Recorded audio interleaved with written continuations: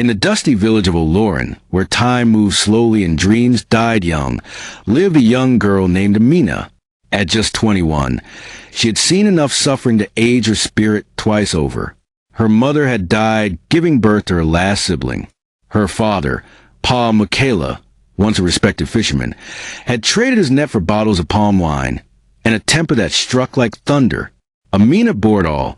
She farmed, fetched water, cared for her siblings, and endured the wrath of her stepmother, Mama Risi, who never missed an opportunity to call her useless.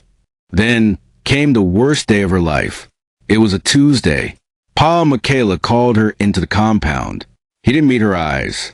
"You will marry Suleiman," he said flatly. "Suleiman, the new laborer?" He nodded. "He asked for you. Said he wants a wife." I told him yes. Amina's heart sank. "But, Baba, I don't know him. I'm not ready." He stood up sharply. "And I wasn't ready to have a daughter who eats my food and gives me no profit. He will feed you. That's enough." Her siblings cried. Her stepmother smirked. Amina packed her clothes into a plastic bag and was escorted out that evening like someone going to prison. Suleiman lived in a single-room zinc-roofed house near the river. He was soft-spoken, quiet, and respectful.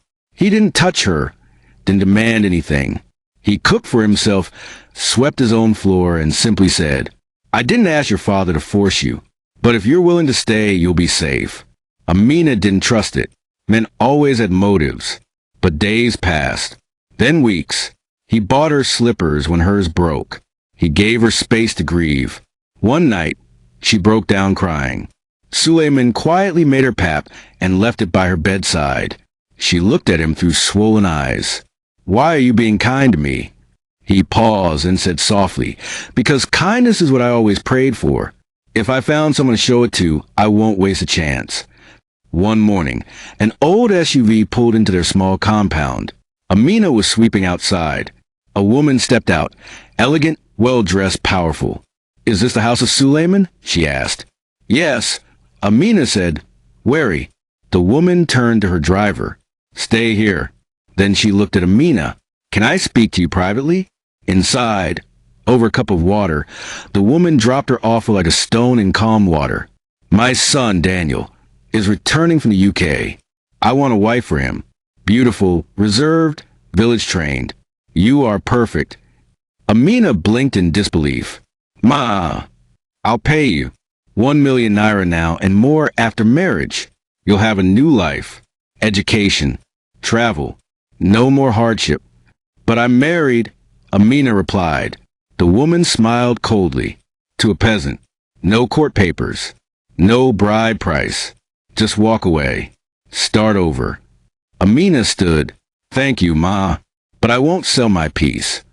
The woman laughed. "You're rejecting destiny." "No, Ma, I'm choosing dignity." That night, Amina told Suleiman everything. He listened quietly, then smiled. "I'm proud of you." She frowned. "You're not angry?" "Why should I be? You shows me. That's worth more than money." A few days later, the woman returned, this time with 2 men in suits. Suleiman stepped outside. "Good evening." "You think you won?" she snapped. "Let me make this easy. Leave her. I'll give you 10 million naira. Right now." Suleiman stared at her, then looked at Amina. He smiled. "You cannot afford her worth. Even I can't." He took Amina's hand. "And I will never trade my blessing for money." One early morning, Amina woke to find a wrapped box at the edge of the bed. Inside was a letter and a bunch of keys. "My queen," the letter read, "today I tell you the truth. I am not who you think I am.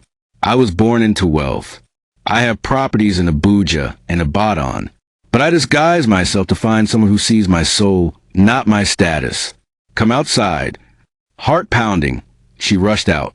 A brand new white Jeep was parked under the mango tree. Suleiman stood beside it in a clean suit, trimmed beard, and glowing eyes. "You lied to me?" Amina whispered, stunned. "I hid the truth," he said gently, "because I needed to find love that wasn't bought." Tears filled her eyes. "You found it," she whispered. He smiled. "And now I'll spend my life proving I deserve it." Word spread like wildfire. The girl Palmikela threw away had married a man who owned estates and flew private. The father sent messengers, then came himself. He knelt in her new compound. My daughter, forgive me. We are suffering. Please, come and take your brother. Help us. Amina was silent, then said, I'll help the children, but not for you, for them. Mama Risi never left the village again. Years later, Amina stood on a grand stage. Her face was brighter, her voice stronger.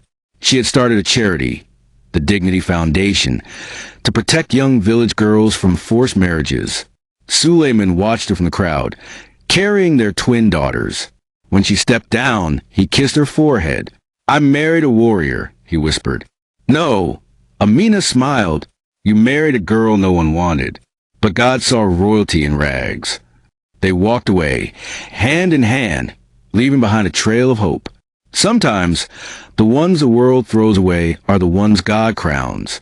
Amina's story reminds us, love, dignity, and truth are worth more than gold. What lesson did the story teach you? Share your thoughts in the comments, and don't forget to like, subscribe, and hit the bell icon for more powerful stories like this. Stay blessed.